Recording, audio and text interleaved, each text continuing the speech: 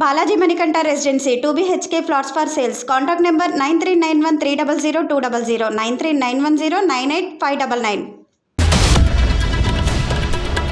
నమస్తే, welcome to Mahi media. Andhra Pradesh కు చెందిన పుల్లయ్య అనే తాపి మేస్త్రి కుకట్పల్లి ఏరియాలో నివాసం ఉంటూ చిట్టీల పేరుతో దాదాపు 100 కోట్ల మేర మోసగించాడు. ఆయన గత కొద్ది రోజులుగా కనిపించకుండా పోయాడు. అయితే ఆయన హైదరాబాద్ వచ్చాడన్న సమాచారం తెలుసుకొని అక్కడ పెద్ద ఎత్తున చేరుకున్నారు. దాదాపు 100 కోట్లతో ఉడాయించిన చిట్టీల వ్యాపారి పుల్లయ్యను విచారణ నిమిత్తం సిపిఎస్ పోలీసులు బుధవారం సాయంత్రం దాసారం గుడిసెల సమీపంలోని అతని ఇంటికి తీసుకొచ్చారు. విషయం తెలుసుకున్న బాధితులు పుల్లయ్య ఇంటి వద్దకు చేరుకొని ఆందోళనకు దిగారు. రవీంద్రనగర్ కు చెందిన పుల్లయ్య తన వద్ద చిట్టీలు వేసిన వందలాది మంది సభ్యులను, పెట్టుబడిదారులను మోసం చేసి 100 కోట్లతో పరారైన విషయం తెలిసిందే.